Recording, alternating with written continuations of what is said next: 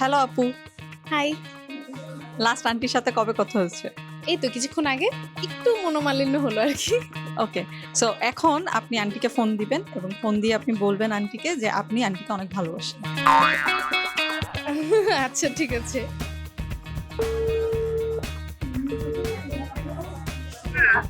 Hello আম্মা। হ্যাঁ বাবা বলো। আচ্ছা শুনো, তোমাকে না আমি অনেক বেশি ভালোবাসি। তোমাকেও আমি অনেক ভালোবাসি। বলতেছি আমি তোমাকে অনেক ভালোবাসি। Thank you. আমি তোমাকে অনেক ভালোবাসি।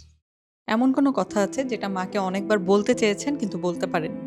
আসলে মাকে তো সবসময় বলা হয় না। অনেক কিছুই বলতে চেয়ে বলা হয় না। এতটুকুই বলতে চাই যে যখন কেউ পাশে ছিল না, শুধু তুমি ছিলে মা পাশে। এজন্য তোমাকে সবসময় ভালোবাসি এবং ভালোবেসে যাব। এখন পর্যন্ত সত্যি কথা কখনো আম্মুকে বলা হয় নাই যে আম্মুকে অনেক ভালোবাসি।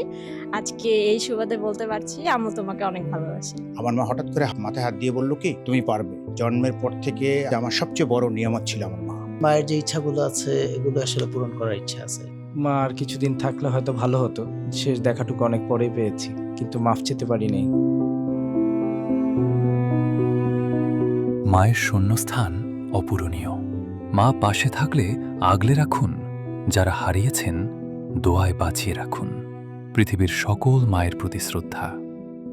শুভ মা দিবস।